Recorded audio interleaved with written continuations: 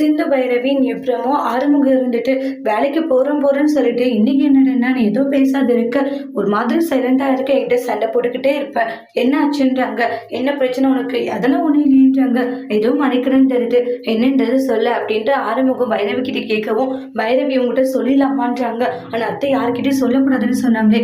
இல்ல, நம்ம சொல்றதா சரியா வரீங்கன்னா சொன்னாவாச்சு அத்தையோட உயிரை காப்பாத்துறதுக்காக ஏதாச்சும் உங்களால முடிஞ்ச ஒரு ஹெல்ப் பண்ணுவாங்க இல்லையா அப்படின்ட்டு பைரவி நினைக்கிறாங்க. நான் வந்து ஒரு விஷயத்த சொல்லுவேன், ஆனா யாருக்கிட்டையும் சொல்லக்கூடாது, ஆனா நீ தான் எப்படியாச்சும் வந்து உதவி சொன்னீங்க, என்ன விஷயன்றத சொல்லு, நீ இப்படி பேசிட்டு இருக்கன்றாங்க. சொல்லுன்னு கேட்கும் போது அதுக்கப்புறமா அதுக்கான விஷயம் என்ன இருக்கு எல்லாமே சொல்லிக்கிட்டு இருக்காங்க. இது மாதிரி அன்னபூரணி அத்தைக்கு வந்து இன்னும் 2 மாசம் தான் உயிரோடு இருப்பாங்க, அதுக்கப்புறம் அவங்க இருப்பாங்கன்றதே சந்தேகன்ற மாதிரி டாக்டர் சொன்னாங்கட்டு ஹாஸ்பிட்டல்ல நடந்தது எல்லா இன்சிடென்ட்டுமே சொல்றாங்க. கேட்டு ஷாக் ஆகுறாங்க. இங்க பாரு, பொய் சொல்லாத, சும்மா தானே சொல்லிக்கிட்டு இருக்க, அப்படி எல்லாம் இல்ல ஆறுமுகம், நான் உண்மையதான் சொல்லிட்டு இருக்கேன்றாங்க.